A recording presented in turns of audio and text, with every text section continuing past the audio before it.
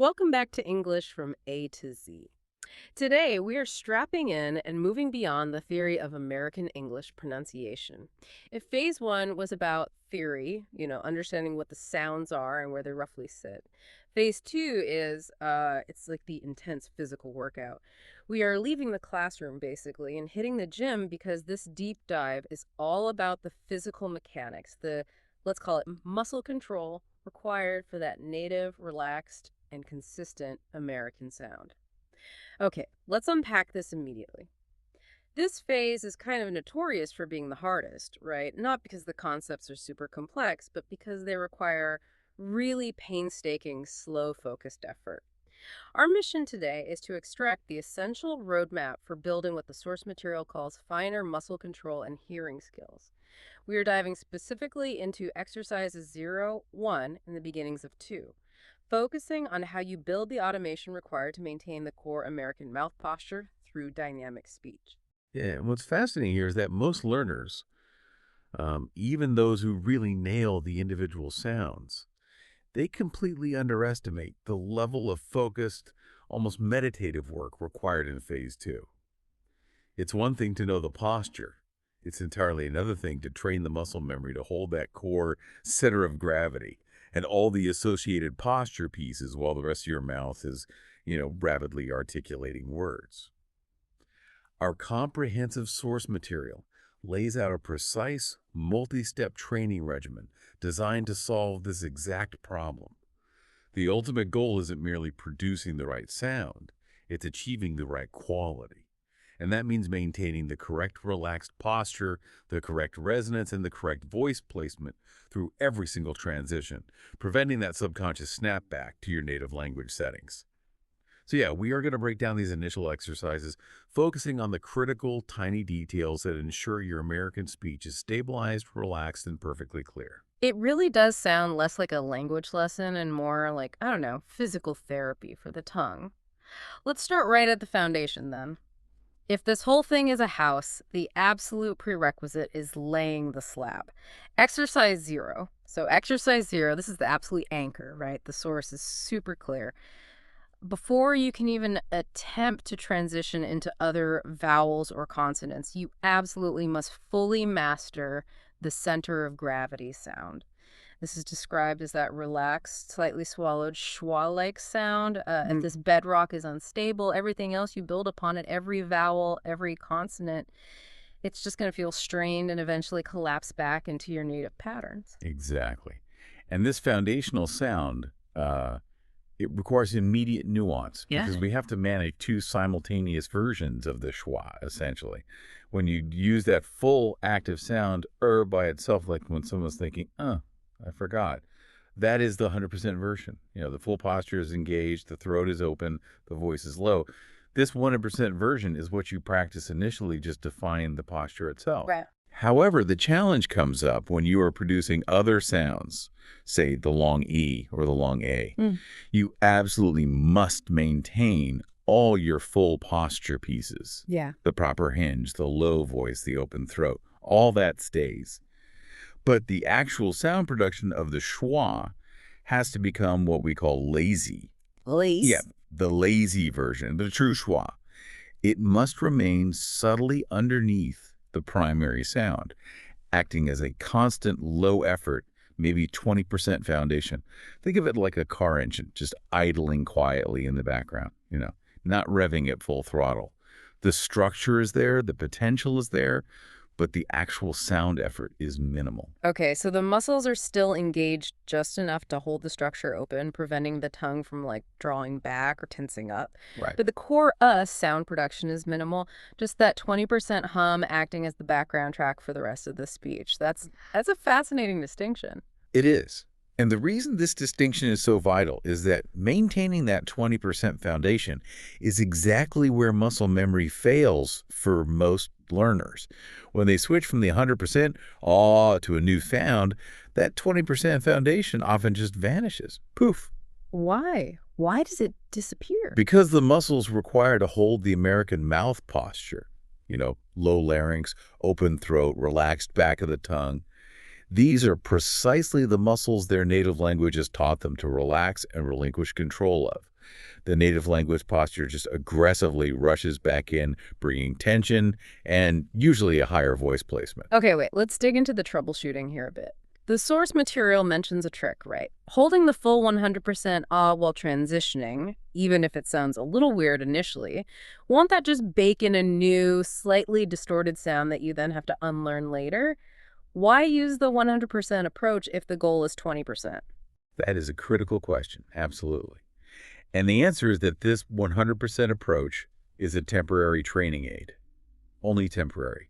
It's kind of like learning to ride a bike with training wheels that are maybe set slightly too wide. You are not aiming for the training wheels to be permanent.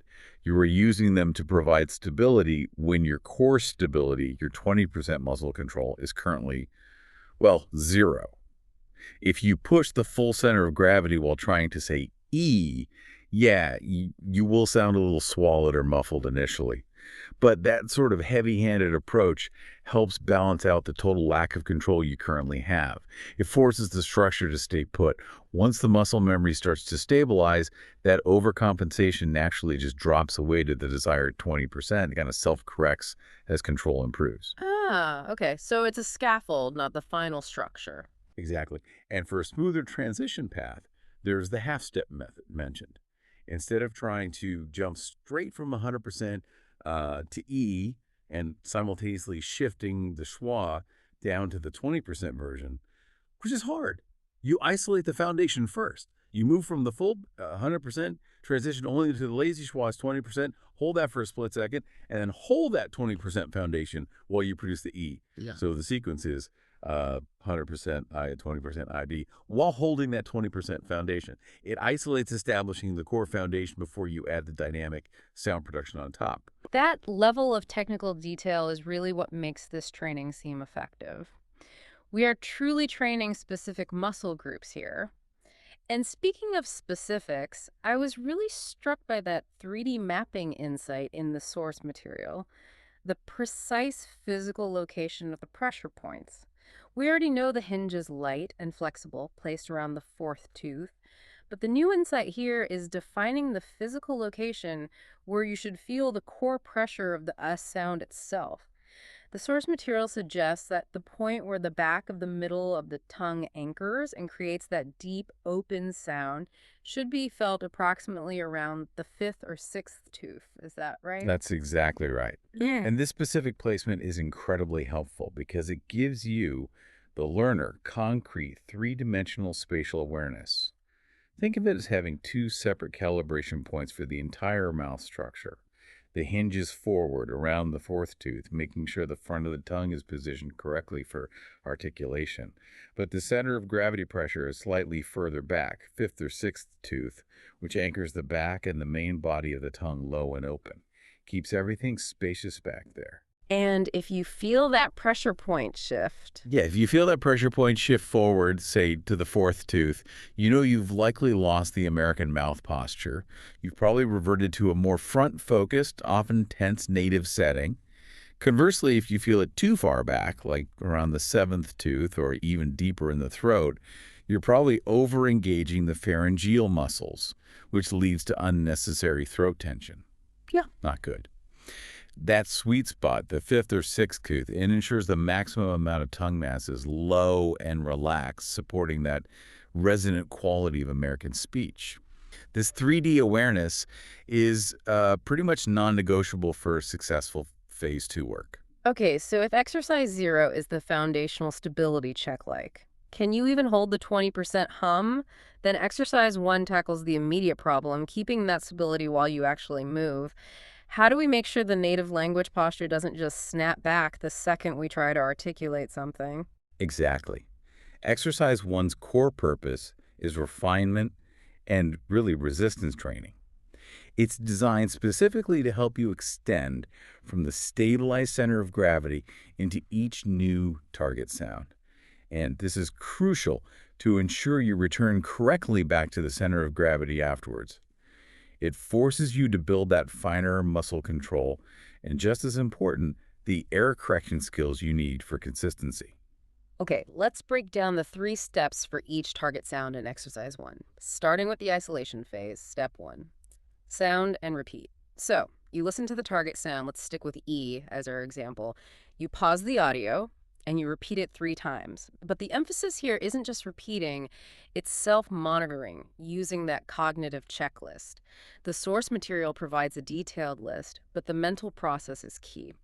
During those 3 repetitions, you have to actively assess, okay, do I feel my hinge? Is it light and flexible? Is my voice low and open? Do I feel that E exactly where it should be without shifting or tightening up? Yes, and you have to be incredibly patient here. Really patient. You're actively searching for the physical sensation of the perfect sound. You need to adjust the position of your tongue, your articulators, until you feel you have as perfect of an E as possible. Remember, your native language posture is actively fighting you every step of the way. If you skip this step or rush it, you'll just be practicing movement into a faulty sound, Mm. and, well, faulty practice just reinforces bad habits. This step defines the endpoint quality you're aiming for. Right. Define the target before you practice hitting it. Makes sense. So once that endpoint is clearly defined and felt, step 2 introduces the movement, the transition in and the transition out. Right. To transition in, you start from the 100% that conscious center of gravity, and you smoothly move into the target sound, say E. Then you must put dot on it. A dot on it, like a E. Exactly like that. Eki. That dot isn't just about stopping suddenly. It's a critical mental and physical marker. It confirms that you have truly achieved the correct, full quality of the sound at the very end. So many learners get close to the right sound, but then they sort of fade out just before they fully commit to the quality. The dot forces that commitment. Okay, so you hit the target clearly, then you transition out. Yes, transitioning out, reversing the movement. You go backward from the sound from E back to the center of gravity. Yeah. And this is arguably even more important than the transition in. Why? Because this transition out ensures you can release the specific formation of the E, or whatever sound it is, without letting go of the core 20% structure underneath. If you lose the hinge or your voice pops up on the return, you fail the exercise for that sound. You haven't stabilized the foundation during release. Okay, that's the controlled movement practice. And finally, step 3, the rapid fire assessment, the jumping test. This sounds like where the stability really gets stress tested. Oh, absolutely. This is where you gain the most diagnostic insight into whether the muscle memory is actually sticking.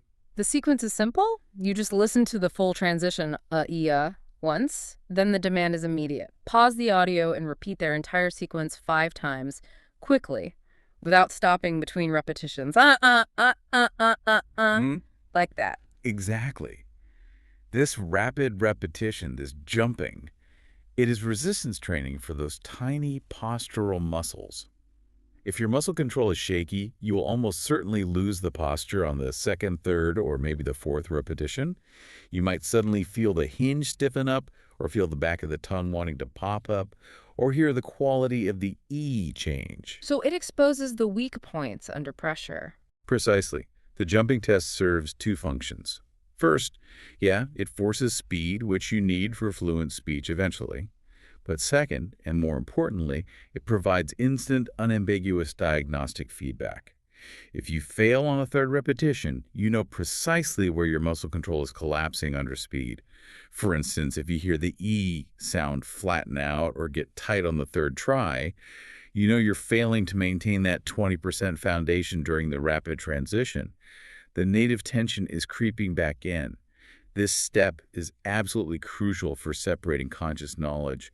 I know how to make an E from ingrained automatic muscle memory. Okay, so once we introduce movement, we immediately bump up against that central paradox of American speech. It sounds, well, lazy. But as you said, that perceived laziness isn't actually sloppiness, is it? It's the result of achieving maximum efficiency, using only the absolute minimum required tension to produce the sound while still maintaining the core posture. That's it exactly. Think of American speech like trying to lift a feather. You only need the smallest amount of precise, light tension to hold it stably. If you grab that feather with a tense, white-knuckled fist, you crush it. That excess tension is precisely what destroys the relaxed, resonant quality of American speech. Overdoing any specific setting, pushing too hard on the hinge, or forcing the center of gravity too much, or holding the tongue sides too tense, it all introduces unwanted tension. And tension is the primary enemy of natural, clear American speech. So we need to be really vigilant against specific errors that sabotage this relaxed quality. The materials lay out 4 critical ones. Yes, 4 main things to constantly watch out for. First, don't overdo the center of gravity. Remember that 100% temporary aid. Well, once you start stabilizing, pushing too much in the middle actually creates unnecessary tension down in the throat and it restricts the voice. You end up sounding muffled. Second, the hinge must remain light. That contact with the 4th tooth has to be flexible, almost like it's just grazing the tooth. This allows the front of the tongue to slide or move around easily as needed for different sounds. Pushing too hard stiffens the entire front of the mouth. Okay, no overdoing the keep the hinge light. What's third? Third, don't lift the middle sides of the tongue too steeply or hold excess tension there. This is often a leftover habit from native languages that might require higher sidewall tension for certain sounds. In American English, that kind of tension restricts the overall space in your mouth and prevents the main body of the tongue from resting low and relaxed, which you need for resonance. And the 4th critical error. The 4th, and maybe the most fundamental, do not hold your native center of gravity. This is the ultimate subconscious enemy. The second you revert to the tension patterns and the tongue placement of your first language, the relaxed quality, the low voice, the open throat, it's all instantly lost. The entire system just gets compromised. Wow. Okay, so this focus on minimizing tension leads directly into another critical principle you mentioned, full release. You said this is non-negotiable. Explain that again. Articulators, lips, front tongue, back tongue, they have to fully return to their normal resting position immediately after a sound. Unless. Unless the very next sound requires the exact same articulator to stay in place or move directly to another position. But otherwise, yes, immediate full release. This is often misunderstood. People think it means slowing down speech, inserting pauses. It's not that at all. Full release is an instantaneous muscle memory-driven action, not a conscious pause. Think of it like the shutter on a camera. It snaps open, does its job for a fraction of a second, and immediately returns to its resting state. If you keep the front of your tongue held high after making a T sound, when the very next sound is a low vowel like ah, you're essentially holding the shutter open. You're blocking the airflow and restricting the resonance needed for that next vowel. Can you get some examples? Sure. Lips first. After sounds using the lips like F, V, P, B, M, the lips must completely release back to a neutral resting position unless the next sound is, say, another P or B. Front of the tongue. After sounds like T, D, N, if the next sound doesn't need the front of the tongue right up there, it must drop fully and release all the way down. Relax completely. Same absolute rule applies to the back of the tongue after K or G sounds. If you keep the back of the tongue high after making a K sound while you're trying to transition into a low AW vowel, you just choke off the open resonance that American English demands for that AW. The release is key. Okay, that clarity on release is huge. Now let's address one of the most complex elements, especially for phase 2 beginners, the voiceless stop sounds, P, T, and C, or K. We know these sounds are super variable in native speech, right? They have strong versions like the T in top with the puff of air. That's pretty. Then weak versions like the T in water, which often becomes more like a quick D sound. A flap, yeah. And then stopped or held versions like in button sometimes. How do you handle that variability when you're just trying to build basic control? Precisely because these stops are so variable in natural, fluent speech, the source material gives a very clear, very important practice rule for phase 2. When you are first gaining muscle control in these initial phase 2 exercises, 2A, 2B, you must always use the strong, aspirated version of the stop sound, PTKC. regardless of its position in the word or how a native speaker might actually say it in context. Always the strong version, even if it sounds unnatural, like saying water with a big puff of air. Why? Yes, always the strong version at first. Why? Because you are training the muscle to achieve the full, precise formation and the full, controlled breath release clearly and correctly. You're building the fundamental strength and coordination to achieve that precise position and action. If you immediately try to practice the weak or flat versions, which inherently require less effort and less precision, you risk skipping the absolutely necessary step of achieving perfect control over the full formation first. So yes, you practice saying water with a strong aspirated T initially, even though it sounds a bit odd, because that strong, deliberate action builds muscle precision necessary to then execute the light, quick, weak flap correctly and reliably later on once the control is there. Only after you've mastered the strong, controlled quality should you start introducing the more nuanced, relaxed, context-dependent versions like flaps or held stops. Build the foundation first. That makes perfect sense. You build maximum strength and control before you start refining it for efficiency and speed. And finally, before we move on to exercise 2 proper, we have to reiterate that warning about vowel length, specifically for the short vowels. Yes, this is such a common pitfall, it really needs highlighting. Short vowels, like the short I in it or the short E in bed, should never turn into diphthongs. Meaning they shouldn't glide or shift quality while you hold them. Exactly. This happens when the learner unintentionally shifts their tongue placement during the sound, maybe starting it in one spot and ending it in a slightly different one. Your tongue posture must be stable enough that you can hold that short vowel steady, perfectly steady for several seconds without any shifting or change in quality.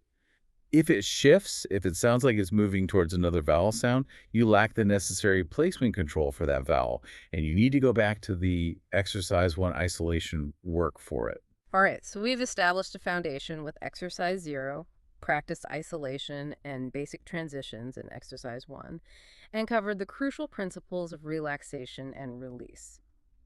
Now we move to exercise 2. If exercise 1 gave us control over isolated transitions, exercise 2 sounds like the bridge to actual complexity. We're moving from holding one sound in isolation to simple 2-sound and 3-sound sequences, right? Phases 2A and 2B. That's right. This is where the continuous maintenance of that 20% foundation really starts to get seriously tested in dynamic movement.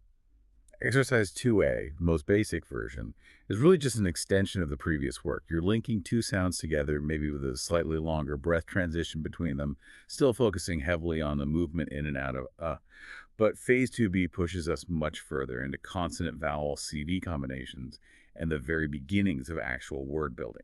This is where things get interesting. And the recommended path for phase 2B seems highly structured. It starts with specific consonants, T, D, N, front sounds, then C, G, back sounds, and P, B, M, using the lips.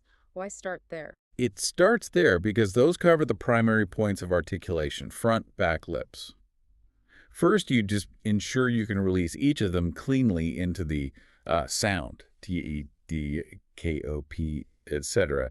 This validates that transition out skill we talked about, the release. But then you immediately start practicing combinations with different vowels. P-A, T-E, T-O, D-A, D-E-D-O, and so on. The critical focus here is not just hitting the combination correctly, it's about maintaining the hinge, maintaining the center of gravity, and maintaining that light, relaxed quality as you move between the potentially tense consonant formation, like for T, and the relaxed vowel that follows. So if you stiffen up your whole mouth structure just to make the T, you're going to ruin the quality of the vowel that comes right after it. Precisely. You ruin the vowel, you lose the foundation, the whole thing breaks down.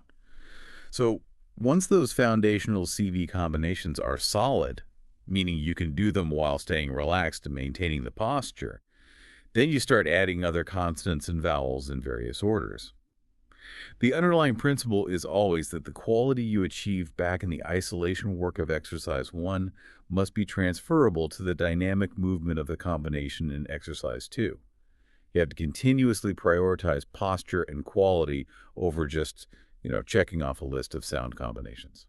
Okay, to really understand the level of awareness this requires, let's dive deep into the first complex phrase analysis provided in the source material. The phrase, see that. It seems simple, but the analysis is quite detailed. The phrase involves 5 sounds. Sethat. And as the source material points out, this sequence is a fantastic regional focus exercise because all 5 sounds primarily use the front of the tongue. Exactly. S is created near the alveolar ridge up front. E is a high front vowel. TH involves stretching the front tip forward between the teeth. The A sound, the short AA in that, is very low, but still involves the front middle part of the tongue. And T comes right back up on that front alveolar ridge. So the front of the tongue is doing almost all the work here. Right. And this makes it a perfect example of what we can call the stability test. Since the front of the tongue is doing virtually all the heavy lifting, the rest of the mouth, the middle of the tongue, the back of the tongue, the throat, and critically the hinge must remain largely stationary. They need to stay anchored by that 20% foundation. The entire back portion of your tongue mass should just be resting low and relaxed throughout that whole phrase. And the mistake warning here is pretty clear. Very clear. If, as you articulate the S sound at the beginning of C, you feel the back of your tongue wanting to raise up. Or if you hear your voice tighten because your throat starts to close off, you've lost the posture instantly. You absolutely must maintain that open, clear, relaxed quality through the entire sequence, ensuring that only the necessary front articulators are moving actively, while the core 20% foundation holds the rest of the structure stable, low, and relaxed. This exercise basically trains localized movement versus generalized tension. That makes the task seem more manageable. Focus the movement in just one area while consciously keeping everything else anchored and relaxed. Now let's look at the second example phrase, the one I saw. This one looks far more complex. It seems to involve constant movement and shifting between all parts of the tongue. This feels like the real test. It absolutely is. It's a fantastic diagnostic phrase. Okay, let's try to track the path of the tongue through this short phrase based on the analysis. That's front of the tongue, right? THE, relatively simple start. Right. Front focused. Now, this is where the complexity ramps up immediately. It starts with W. To make a W sound, you need a contraction and raising of the back of the tongue to shape the sound correctly. From that back of tongue W, you immediately have to transition to the sound, which is anchored in the middle, remember, fifth, sixth tooth, and then you finish the word with N, which brings you right back to the front of the tongue on the alveolar ridge. Okay, W back, middle, N front. What's the crucial release point there? The crucial release point is immediately after the W. The back of the tongue, having been raised for the W, must fully release and drop back down to its low resting position as you transition into the and then the N. If you fail to release the back of the tongue after the W, if it stays too high, it will restrict the airflow and negatively impact the quality of both the and the N that follow. It prevents the throat from staying open. Got it. Release the back after W. Okay, moving on to I. The analysis calls this a front middle diphthong. Right. The challenge here is simply ensuring the tongue stays low and relaxed during that gliding movement of the diphthong. You have to avoid carrying forward any tension from the preceding N sound, and also avoid anticipating or tensing up for the next sound, which is the S in saw. Just let the I glide smoothly with the foundation stable. Okay, and finally, saw. This starts with S, back to the front again. Front of the tongue for S, yes. And then it immediately moves into the AEW vowel sound. The AEW sound is heavily dominated by the back of the tongue. It needs to be low and retracted to create that deep, open sound. So another critical release point here. Absolutely. As you transition from the front dominant S sound into the back dominant AEW sound, the front of the tongue, which was up for the S, needs to fully release and drop completely out of the way. This allows the back of the tongue the freedom and space to execute the AEW sound correctly.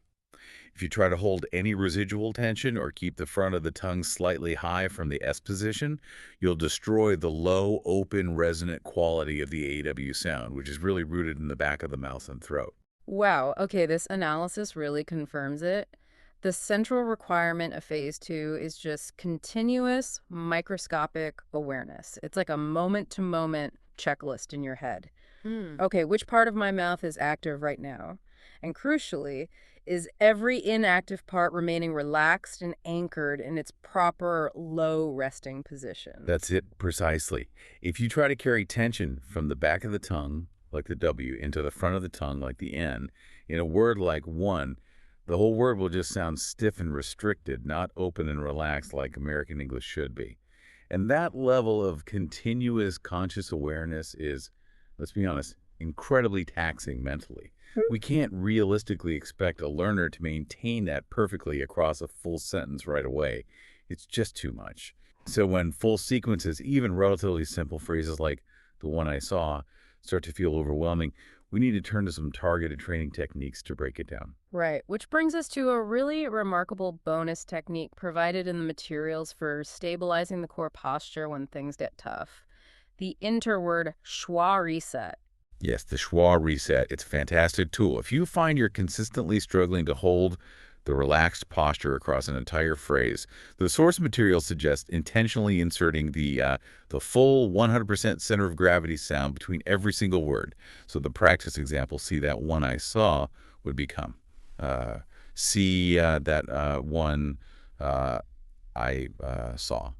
Okay, that sounds extremely robotic, obviously, and it slows the process down to almost a crawl. What is the precise diagnostic benefit of doing that? It seems counterintuitive. The benefit is immense, actually, precisely because it forces a momentary, intentional reset of the center of gravity and the overall relaxed state between each word. See, in rapid, connected speech, tension can sneak in almost invisibly. You don't even realize it's happening. But by pausing and explicitly checking back in with that full foundation between words, you immediately force the entire system, tongue, throat, jaw, to relax and open the throat again. If you attempt to make that connecting sound and it comes out sounding tight or muffled or higher in pitch than it should be, you instantly know that unwanted tension crept in during the execution of the word you just finished. Ah, so it acts as an immediate diagnostic tool. Exactly. For example, if you say, see, and then the next before that sounds restricted or tight, you know that during the S or the E sound, which should only have used the front of the tongue primarily, the back of your tongue must have subconsciously tightened up or raised. The reset exposes those sneaky subconscious tensions that would otherwise just slip by unnoticed, allowing you to isolate exactly where the fault is happening and fix it. I love that. It turns a bug-sounding robotic into a diagnostic feature, using the as a hard checkpoint between words. Brilliant. Now, what if the listener gets stuck not on the whole phrase, but on one particularly difficult sound or word within that phrase? Like maybe that complex AW sound in saw just isn't working. Yeah, that happens all the time. And this is where the zoom in, zoom out technique becomes absolutely indispensable. If you just can't get that AEW sound right within the phrase, you zoom in first. You isolate that single hardest sound. You practice it just with the center of gravity transition, AEW.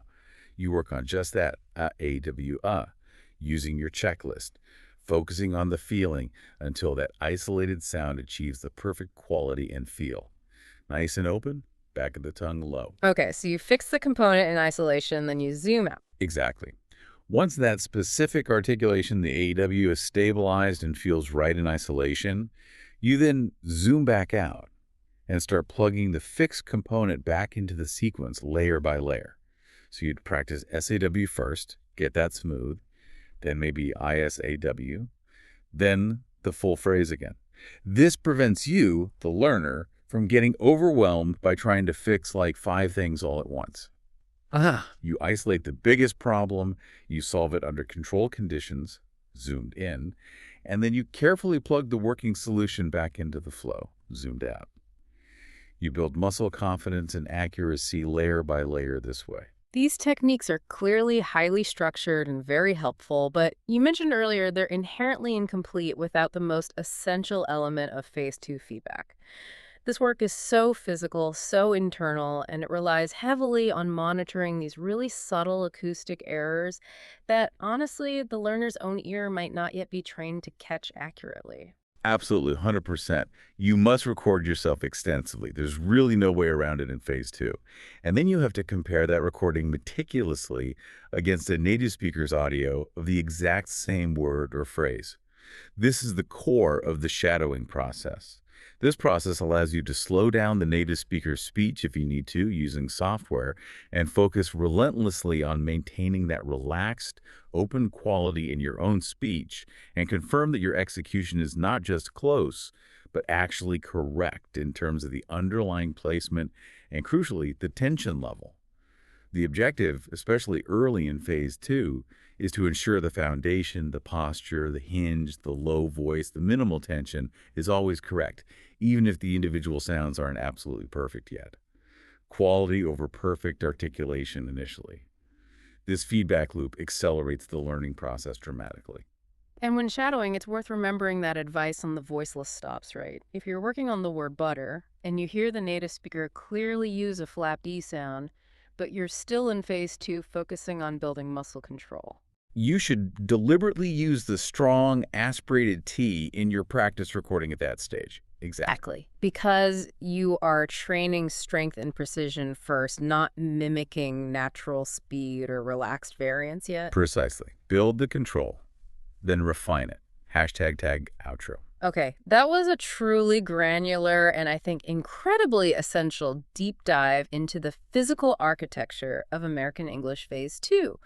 We really moved from simply knowing the sounds theoretically to the practicalities of training the muscle memory to hold the form during speech.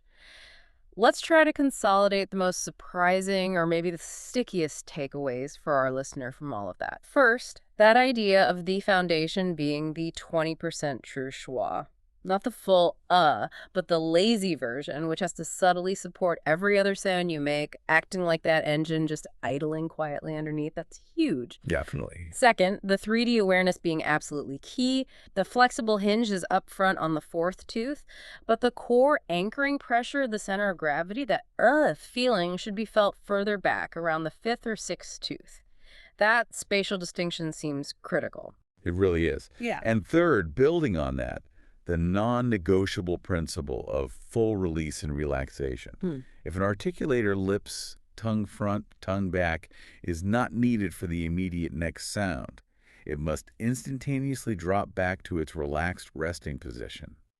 We really emphasize that tension is the ultimate enemy of the American sound. Rushing causes tension, and tension just destroys the inherent relaxed quality we were working so incredibly hard to achieve in this phase. And this is really just the launch pad for phase two, isn't it? The source material points us toward the next great challenge. Yeah, phase 2A, part 2. This focuses specifically on, arguably, the two most notoriously tricky sounds in American English for most learners, the R and L sounds, and particularly how they combine with various vowels. And that work requires the full stability and control that we've discussed today. You really need to control these basics first, get that foundation solid, or trying to tackle R and L will just be incredibly frustrating and likely impossible to do correctly. Don't rush into it. The entire process just underscores that accent mastery isn't merely about mimicking sound accuracy. It's about developing profound physical control. It really is like treating your mouth and tongue like any other muscle group you train, where rushing only leads to bad habits, poor form, maybe even strain. It's physical therapy for speech, like we said. Truly is. So maybe the final provocative thought for you, the listener, is this. If American English relies so heavily on this relaxed effort and full release, what seemingly lazy or maybe just default habit in your native language, perhaps it's a tendency to keep the front of the tongue habitually high, creating a constant nasal tension, or maybe keeping the throat subtly tight even when not speaking. What specific physical tension point might be the single greatest obstacle you need to consciously identify and let go of to truly master this relaxed American speech? Yeah. Think about that. What specific physical tension points do you need to consciously abandon as you start those critical exercise one repetitions? That might be the key to unlocking this whole phase.